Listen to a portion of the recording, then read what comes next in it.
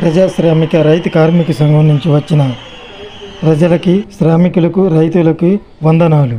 కార్మికులకు, కష్టపడి పనిచేసే ప్రతి ఒక్క కార్మికులకు, మిత్రులకు, శ్రేయోభిలాషులకు నమస్సుమాంజలి.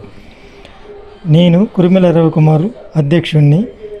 కార్మికులకు మనం చేయూతనిస్తూ ముందుకు నడిపిస్తూ ప్రతి ఒక్క కార్మికుడు మనది ఈ సంఘం అనుకొని వెన్నుదండుగా నిలబడి మన కార్మిక సంఘాన్ని ముందుకు తీసుకెళ్లాలని, ప్రతి ఒక్క కార్మికుడు మన సైనికుల్లాగా పని చేసుకుంటూ మన కార్మిక అభివృద్ధికి దోహదపడాలని ప్రభుత్వం దృష్టికి తీసుకెళ్తానని, కృషి చేస్తానని మీకు మనస్ఫూర్తిగా వాగ్దానం చేస్తున్నాను.